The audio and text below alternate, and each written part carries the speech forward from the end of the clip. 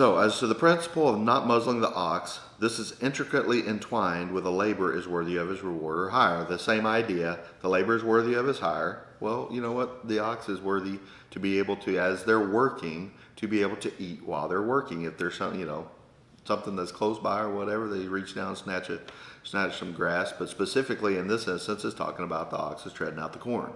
So he is definitely working, right? Not just existing. All right, so the origination of this phrase, it's a phrase that most people are familiar with from the New Testament, but it specifically goes back to the Old Testament. But it has a deeper meaning than just in the Old Testament. You can find it in Deuteronomy chapter 25. The meaning in the Old Testament is too long to get into in this one. I'll try to do it in a different one on a lesson that I have on the Adon. But the Aleph in Hebrew was the picture of an ox head. Literally, it's the beginning of the home, or the first of the home, the firstborn of the home. And so therefore, it is a picture representative of the father of the house. That's always what it is. That is its first fulfillment, or its first picture. Now, Paul in 1 Corinthians 9 is utilizing an earthly picture to associate it with a spiritual meaning. Okay, so we'll get to that in just a second. All right. So in Jewish culture, where the father is pictured as the ox of the house, as such, it is natural for him to be the first partaker of the produce that he's worked for. In 1 Corinthians 9, Paul refers to this principle again in a spiritual application and associates it with a precept given by Christ which he quotes in verse 14, that they which preach the gospel should live of the gospel. Now, I'm going to come back around to this in a minute, okay? However, read the rest of the chapter. Paul states that if he utilizes this precept, it essentially makes him a hireling, removes his reward, and is abuse of his power in the gospel. Now, if you look at this, we'll see here in just a minute who this injunction was given to, that they who live the gospel should, or preach the gospel, should live of the gospel. All right? If you look at the first part of that chapter, the power that he lists, those are apostles' power. Now, we may have some of those also, just as normal laymen or whatever, but specifically, when you get down about, I don't know, verse 5 or something like that, he's listing all these things as apostle level powers. And he talks about him and Barnabas, do we not have the power to forbear working? Okay. Now, whether or not that's because he is an apostle or because he's independently wealthy, I don't know. But anyway. Okay. So, he also writes in verse 15 that he has used none of these things, has not written that it should be done for him so that he can make the gospel of Christ without charge. In 2 Corinthians 12, 17, and 18, Paul asks if anyone he sent to them ever made a gain from them. And then the verse previously, he mentions that he did not burden them. Okay? So this idea that there is this power or ability that just any spiritual minister has to be able to stop working, not do anything, etc., or especially if it's an elder, I'm sorry, there is no, that is a preferential bias read into the passage. Basically, hey, I'm an elder, I'd like not to have to go to work today. Maybe you guys should take care of me so I can stay home and study the scriptures. I'm sorry, are you kidding me? That's a job for every believer. So if studying the scriptures is enough to be able to be worthy of this elder pay, why are we not paying everybody? And at some point it becomes like socialism.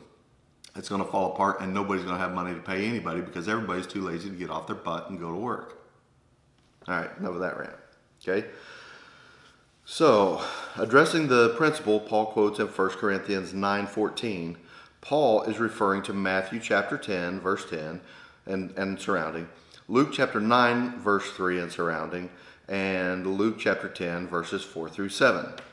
These scriptures are specifically to the 12 apostles. So if Paul is using it and quoting it in 1 Corinthians 9, presumably as an apostle level power, then that would make sense because Christ gave this instruction and commandment and ordination to the apostles when he sent them out. So if you're going to stay within the text of Scripture and take what is given from Scripture, I'm sorry, that's an apostle level power. Simple elders do not have that ability. So these scriptures are specifically to the 12 apostles and define living of the gospel, get this, as room and board for a single man or a single man and a partner who's traveling with him without a purse or script. So they've taken off by faith, and their job and their mission is to spread the gospel. And they are doing what Christ has commanded by leaving their home without any money and without any food. They're just going by faith. When you come to a city, lodge in a house. When you find a house, lodge in the house, and whatever they give you to eat, eat that, because the workman is worthy of his hire. Okay, so let's break that down, because the picture that we get from corporation Christianity and many of these other people that are trying to justify some sort of elder salary is not that. They're not single. They usually have a family. They have bills. They have all this kind of stuff. They are encumbered beyond measure with things that they've encumbered themselves with. And they're going to do a little studying on the side, put together a little sermonette and present that. But because of that sermonette, the assembly is supposed to pay for all of their stuff, including hobbies, you know, a nice life, nice house, nice cars. They need to take care of the man of God. I'm sorry, it's ludicrous in light of the context that Christ gives to them. Single man or men who are traveling without a purse or a script. And their living of the gospel is food and lodging. That's a far cry from what we see today presented as living of the gospel. It's not the same thing.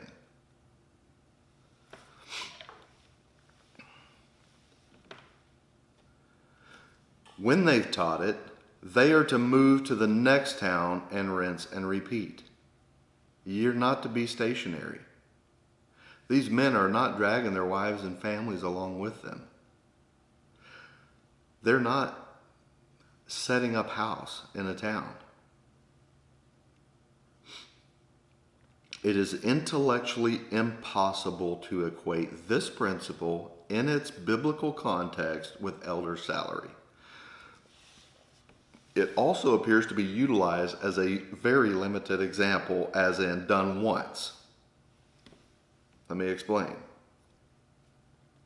In Luke chapter 22, verses 35 and 36, this is right after the Lord's Supper, when they're headed out to the Garden of Gethsemane, and then the next step is crucifixion, right? Christ reminds them of this very brief period of living of the gospel, and then countermands those instructions and tells them, "But now, he that hath a purse, let him take it, and likewise his script." This is a positive sentiment that every New Testament writer upholds, with the exception of James, who's completely neutral. He just doesn't mention anything about it. And additionally adds negative injunctions against covetousness. Every one of these writers adds negative injunctions against covetousness. What's covetousness? It's where somebody wants something that somebody else has, and they're going to use whatever they can to justify getting it. You can't look at bishop's salary any other way, or elder salary any other way. They don't want to work. How do they do that? They want some of what you got and have worked hard for, so they don't have to work and labor with their own hands at things that's good, right? In light of all of this, the whole room and board kind of thing, remember the verse that Paul talks about, if a man will not work, neither let him eat? I'm sorry, there's no exceptions to that. Your only exception is if you're physically unable to work and then you're a charity case, in which case you can't be an elder. Because part of it, according to Acts chapter 20, is that you're supposed to be laboring with your hands so you can have to give to those that need, not be in need yourself.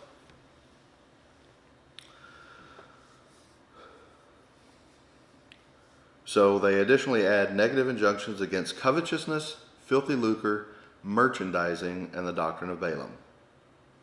Not to mention Ezekiel's prophecy in chapter 34, verse 10 and verse 23, that after the Son of David comes and becomes the shepherd, one shepherd, that the shepherds collectively shall not feed themselves any more from the flock. That's a pretty specific prophecy. So, with that, leave comments, questions. Don't forget to hit like, subscribe, and the bell so you can get any further notifications. I hope it's been a blessing. I really don't like doing videos on these because they're not fun, but they're necessary. If we are going to be the church that Christ left, and we're going to model our life after the ones that turn the world absolutely upside down without any rhyme or reason and totally counterintuitive to what corporation Christianity thinks should be done, we got to do it the way they did it. So God bless you. Have a good day.